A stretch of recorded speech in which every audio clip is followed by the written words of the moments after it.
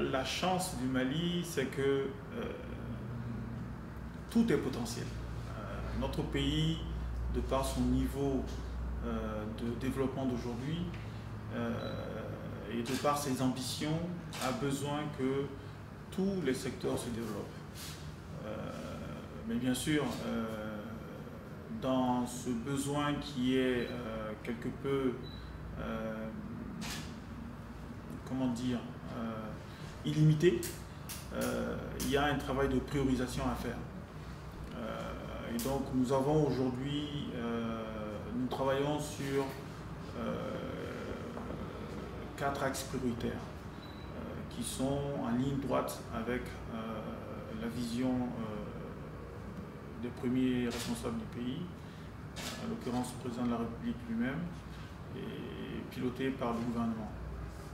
Donc c'est d'abord tout ce qui concerne l'agriculture avec grand A.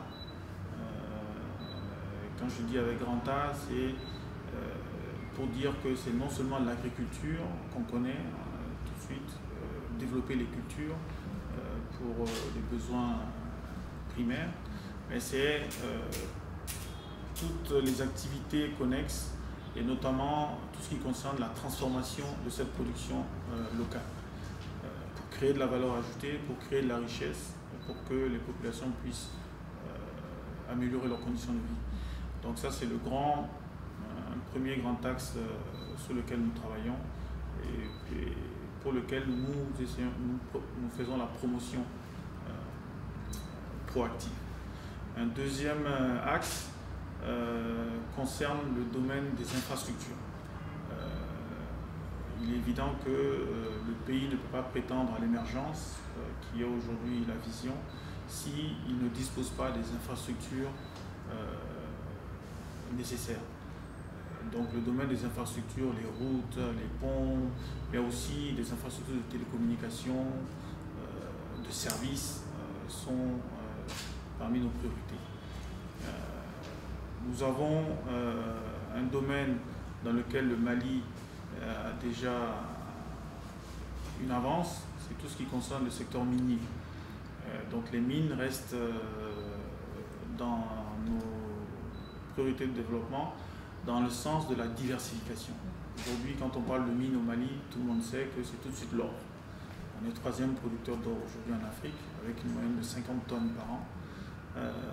Nous avons pour ambition de diversifier ce secteur-là, qui regorge d'opportunités dans d'autres matières premières.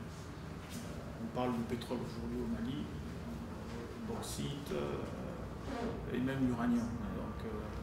Donc le champ est large. Donc voilà trois axes sur lesquels nous travaillons. Donc agriculture, agrobusiness, infrastructure, les mines et voilà. Donc il y a aussi lié aux mines tous les services connexes aux mines qu'on a tendance à oublier mais qui sont indispensables pour que ce secteur se développe. Et le dernier secteur qui est pas le moins important, et c'est peut-être même le premier, c'est l'énergie. Sans énergie, il n'y a pas de développement. Sans énergie, il n'y a pas d'industrie. Sans énergie, il n'y a pas de mine.